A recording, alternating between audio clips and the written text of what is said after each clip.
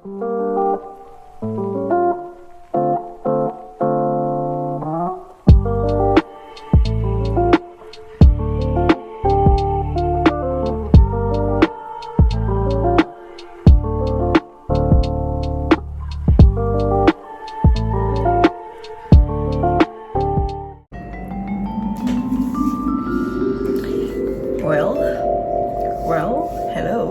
Selamat datang kembali di YouTube channel aku di Florentina Iwina. Dan setelah 2 bulan tidak ada video baru sama sekali, dan akhirnya aku pun mutusin untuk buat lagi video yang baru ini tentang vaksin. Karena pas banget, pas kemarin tanggal 21 April, Hari Kartini. Selamat Hari Kartini by the way, untuk semua perempuan di Indonesia.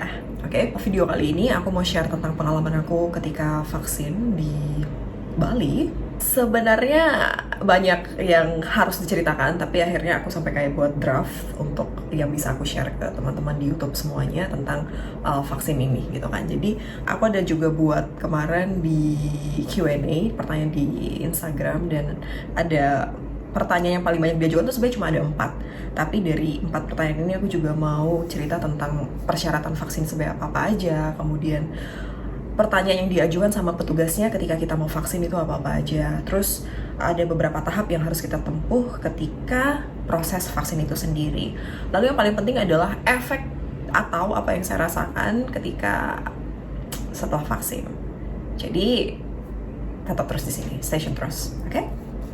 A few moments later. Terima kasih untuk masih tetap di sini di channel ini di Florentina Iwina dan teman-teman. Pertama, aku cuma mau informasi tentang persyaratan ketika daftar vaksin itu sendiri. Jadi persyaratannya itu lebih ke identitas kita, kayak KTP, fotokopi. Kalau bisa mereka akan minta dalam bentuk kertas Indonesia ya. Fotokopi KTP, kemudian nanti akan ada diberikan formulir. Akan dikasih formulir, di mana formulir itu nanti kita tulis nama, NIK, nomor induk KTP, terus ada nomor handphone yang bisa dihubungi. Nah ini penting karena nomor handphone yang bisa dihubungi ini adalah nomor handphone yang dimana nomor handphone kamu bisa untuk dikirimkan SMS alias nomor lokal. Terus ada juga pertanyaannya tentang suhu tubuh, tekanan darah, lalu apakah memiliki alergi tertentu atau tidak mengenai obat yang berhubungan sama obat, terus riwayat penyakit, apakah sedang hamil atau tidak. Nah itu nanti akan diajukan pertanyaan di situ dan please jawab jujur aja, oke? Itu adalah persyaratan vaksin yang kemarin sempat aku hadapi dan harus aku persiapkan. Terus berikutnya adalah alur yang aku laluin saat proses vaksin itu sendiri. Nah untuk alur vaksin alias flow-nya gimana aja sih waktu vaksin kemarin. Jadi beberapa tahap itu ada 3 tahap. Tahap pertama waktu aku datang di gedung tersebut itu kita ke basement gedung itu. Kita ke basement itu jadi kayak rame banget orang, patuhi protokol kesehatan, jangan lupa pakai masker by the way. Kita pengisian formulir sama kita ambil nomor antrian, jadi tetap antri ya. Setelah itu isi formulir yang tadi, pertanyaan yang sempat aku utarakan kayak nama, nomor induk, identitas, basically identitas kita, isi di situ. Setelah itu di tahap kedua nanti ada kita pergi ke lantai 2 gedung, jadi kayak kita move dari tahap pertama ke tahap kedua, kita move lagi. Di tahap kedua ini kita konfirmasi identitas kepada petugas medis. Nah nanti ini akan ada beberapa pertanyaan yang ditanyakan sama petugas medis itu sendiri. Kayak pertanyaannya lebih ke ini sih sebenarnya, dia kayak memastikan lagi apakah sesuai nih formulir yang kita isi dengan apa yang nanti kayak proses interview lah ya dari petugas medisnya. Pertanyaan pertama itu kayak namanya pastiin lagi, jadi jangan sampai namanya salah, jangan sampai nama kamu salah, nomor induk KTP kamu, nomor induk identitasnya jangan sampai salah, tempat tanggal lahir jangan sampai salah. Karena itu adalah identitas yang sangat krusial dan sangat penting, karena pada akhirnya kita akan membutuhkan bukti dari vaksin itu sendiri gitu kan. Lalu petugas medisnya juga sempat ada nanyain tentang sudah sarapan atau belum, terus ada nanya tentang apakah pernah kena COVID gitu kan. Nah di pertanyaan ini, di pertanyaan nomor 2 ini, saya bilang, saya jujur, saya bilang saya pernah kena COVID. Wah bulan berapa katanya? Saya pernah kena COVID bulan September, terus dihitung berarti Oktober, November, Desember, Januari, Februari, Maret. Berarti oke, udah lebih dari 6 bulan karena aku ambil April kan. So, karena udah lebih dari 6 bulan, jadi aku pun diperbolehkan untuk ambil vaksinasi. Yang pertanyaan selanjutnya itu adalah ada suntik vaksin lain nggak beberapa hari kemarin? Ada suntik vaksin lain, ini maksudnya kita ada ambil suntik vaksin nggak, ada melakukan vaksinasi nggak? Kayak mungkin lebih contoh kayak HPV gitu-gitu loh, kayak suntik vaksin HPV itu kayak yang things that relate with cervix gitu-gitu kan. Jadi kita harus jujur sih di situ, kalau memang teman-teman sempat ambil atau ada ambil vaksin lain sebelumnya, gak apa-apa bilang aja, atau nanti kan bisa di schedule ulang untuk COVID vaksinnya, vaksin COVID-nya.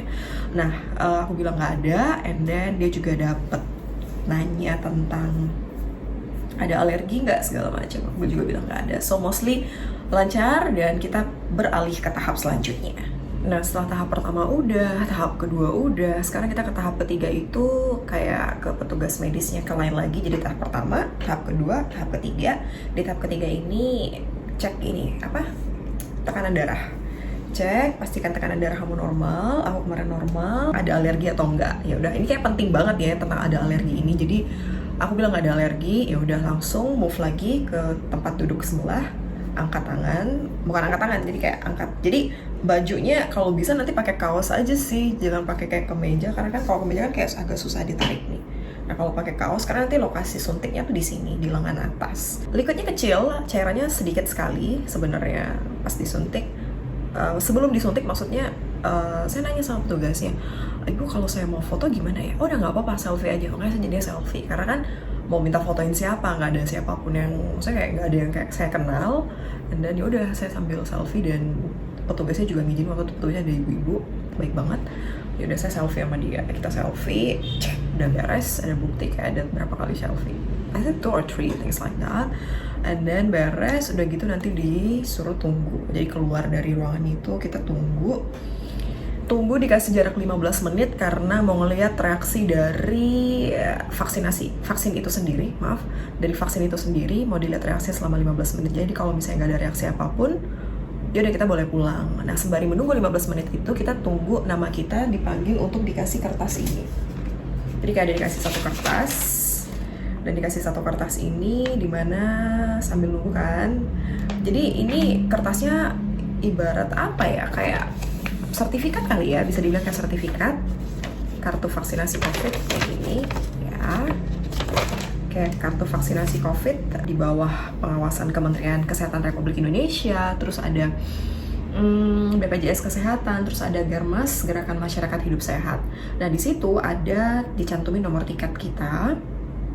Terus ada nama lengkap kita, tanggal lahir, nomor handphone, alamat sesuai KTP, dan lokasi menerima, terus nomor induk KTP-nya.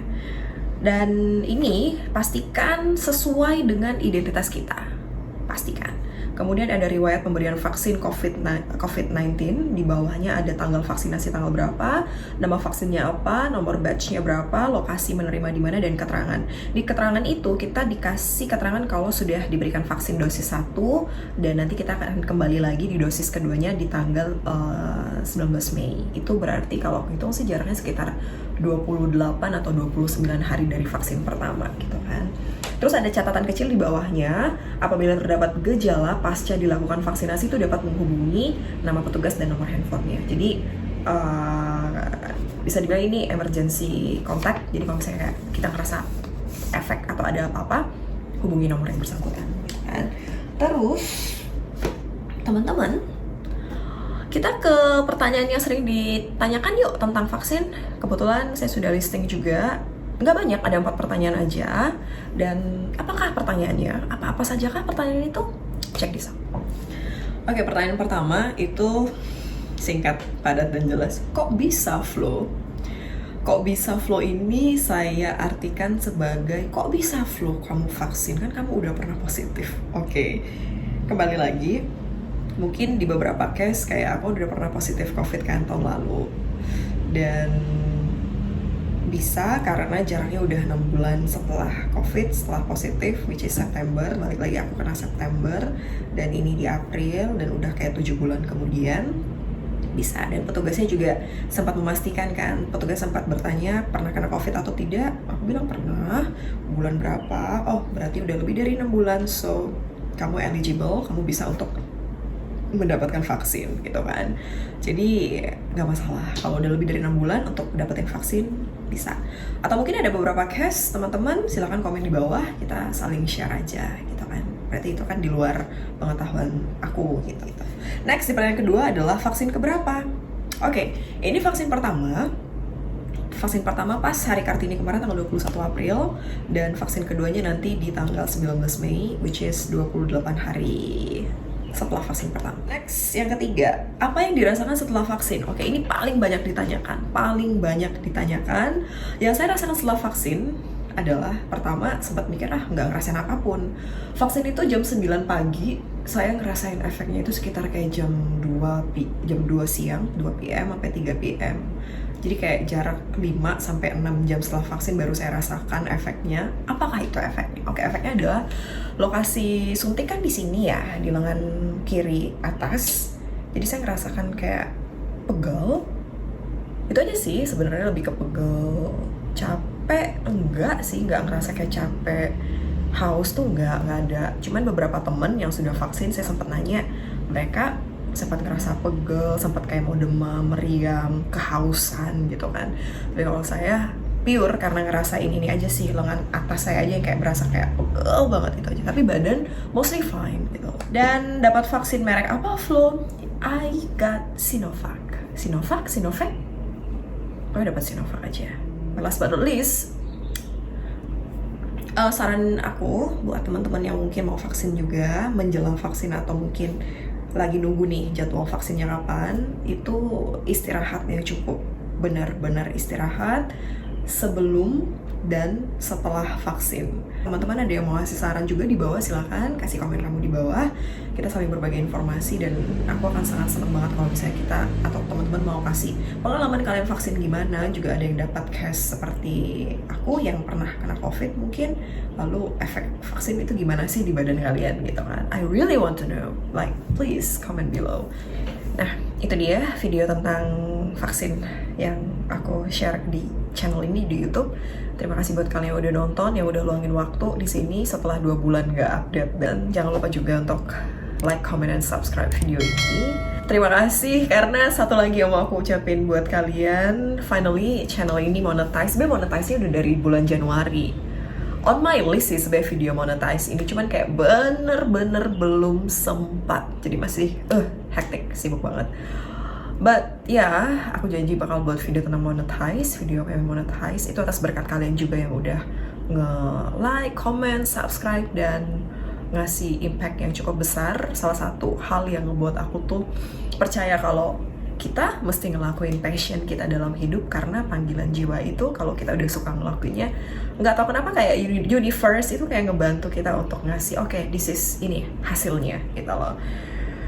Channel ini dibuat dari tahun 2019 yang akhirnya monetize di tahun 2021 awal, which means kayak it's beyond my expectation. Sekali lagi aku ngucapin terima kasih banyak untuk support kalian semua. Dan tetap jaga kesehatan, pakai masker. Sekali lagi juga ini nih penting nih. Meskipun yang udah vaksin, jangan besar kepala kalau kalian terbebas dari COVID, karena vaksin itu bukan obat. Vaksin itu tidak mengobati COVID. Ini yang harus kita tanamkan dalam benak kita.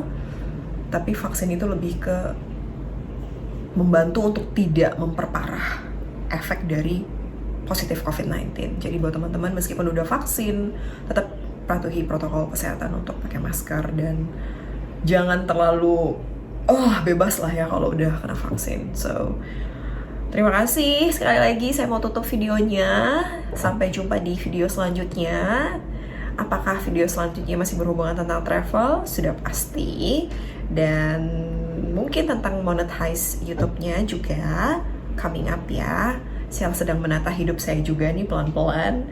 Dan buat teman-teman, sekali lagi, have a nice day, have a good day. Jangan lupa untuk tetap fit. Jangan lupa untuk tetap produktif. Ya, bye. Thank you.